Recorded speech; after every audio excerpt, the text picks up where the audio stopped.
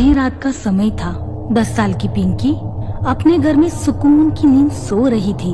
तभी अचानक उसकी माँ तेज कदमों से घर में दाखिल हो जाती है और जल्दी जल्दी एक बैग में कुछ कपड़े और कुछ रुपए रखने लगती है। घर में हो रही खटर पटर की आवाज से पिंकी की नींद टूट जाती है। सामान बांधने के बाद रमा ने पिंकी का हाथ पकड़ा और खींचते हुए उसे अपने घर के पीछे के दरवाजे से ले जाने लगी। हम लोग इतनी रात को कहाँ जा रहे हैं माँ? बोलो ना। चुपचाप चल, ज्यादा शोर मत कर, किसी को खबर हो गई तो लेने के देने पड़ जाएंगे। लेकिन हुआ क्या है? तुम इतनी घबराई हुई क्यों नजर आ रही हो? ज्यादा सवाल जवाब मत कर, मैंने कहा ना चुपचाप चल। हम कहाँ जा रहे हैं, क्यों जा रहे, ये सब समझने की अभी तेरी उम्र नहीं है। और खबरदार जो आज के बाद इस गांव का नाम अपनी जुबान से निकाला तो हम लोग अब एक नई जगह जाकर रहेंगे, अपनी एक नई जिंदगी शुरू करेंगे, समझ गई? पिंकी को कुछ समझ में नहीं आ रहा था कि आखिर उसकी माँ आधी रात को कहाँ गई थी। वो इतनी घबराई हुई कहाँ से लौटी है, वो अपना घर छोड़कर आखिर क्यों और कहाँ जा रहे हैं। लेकिन माँ के गुस्से में कांपते आवाज को सुनकर पिंकी को इतना समझ में आ गया था कि अब वो इस गांव में कभी लौटकर नहीं आएंगे। 12 साल बाद आज शायद अमावस्या की रात थी। आसमान में रोशनी की एक भी किरण फूटती नजर नहीं आ रही थी। चारों ओर घना अंधेरा, और उस अंधेरे में और भी अधिक भयावह लगता ये जंगल किसी भी अकेले इंसान की सांसें थामने के लिए काफी था। आशीष ने अपनी कलाई पर बंधी स्मार्ट वॉच में समय देखा। रात के 2 बज रहे थे। इसका मतलब वो पिछले आधे घंटे से उस जंगल में यहाँ वहाँ दौड़ रहा था, लेकिन उसे वहाँ से बाहर निकलने का कोई रास्ता नहीं सूझ रहा था। अचानक उसे कुछ दूरी पर 2 लाल चमकती आंखें दिखाई देती है। आशीष उन आंखों से जितना दूर भागता, मानो वो आंखें उसके और नजदीक आती जा रही थी। दौड़ते दौड़ते आशीष की सांस फूलने लगी थी। तभी सामने के पेड़ के पीछे से एक काला साया आकर उसके सामने खड़ा हो जाता है। वो काला साया धीरे धीरे उसके और नजदीक आ रहा था।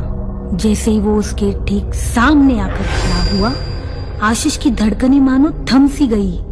उसके सामने उसका हमशक्ल इंसान खड़ा था, जिसने हूबहू उसके जैसे कपड़े पहने हुए थे। उस इंसान की आंखें खून की तरह लाल और बड़े नुकीले पंजे किसी जंगली जानवर के जैसे नजर आ रहे थे।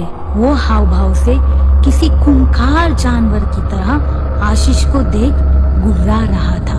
अपने हमशक्ल को देख आशीष 2 कदम पीछे हट जाता है, लेकिन वो भयानक शक्ल वाला आदमी उसके ऊपर हमला कर देता है और एक ही झटके में उसका हाथ उखाड़कर अलग कर देता है और किसी जानवर की तरह उसे चबाने लगता है। तभी आशीष के मुंह से एक जोरदार चीख निकलती है और वो अपने बिस्तर पर उठकर बैठ जाता है। आशीष पसीने से लथपथ हो गया था। अपने माथे पर आए पसीने को पोंछकर उसने साइड टेबल पर रखा पानी का गिलास उठाया और गटगट करके पीने लगा। तभी उसे अपने आसपास कुछ अजीब सी आवाज सुनाई पड़ने लगी। ये कैसी आवाज आ रही है? ऐसा लग रहा है जैसे कमरे में कोई है। आशीष ने नाइट बल्ब की धीमी रोशनी में घबराते हुए कमरे में चारों ओर नजर डाली। कमरे में कोई नहीं था। आशीष को सुनाई दे रही आवाजें अब और भी तेज हो गई थी। उसने बेड के नीचे झांका तो नीचे का नजारा देख उसकी सांसें अटकने लगी।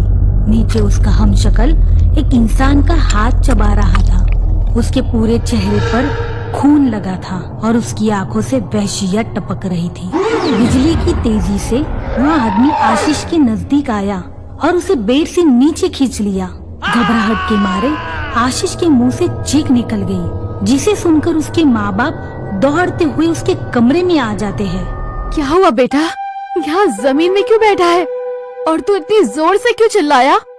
माँ वो मुझे मार डालेगा। माँ कौन मार डालेगा? कौन है यहाँ? किसकी हिम्मत है जो हवेली में पाँव रख सके? शेरा और हिमेश दरवाजे पर बंदूक लिए पहरा दे रहे हैं। कोई परिंदा भी पर नहीं मार सकता हवेली में। तुम समझ नहीं रही हो माँ, तुम्हारी बंदूक गोली उसे नहीं रोक सकती। वो यही है मेरे कमरे में, उसने ही मुझे बिस्तर से नीचे पटका है। बेड के नीचे देखो, वो वहाँ किसी का हाथ चबा रहा है। महीने भर के अंदर ब्याह है तेरा और तू ऐसी बहकी बहकी बातें कर रहा है। तूने शराब पी रखी है क्या?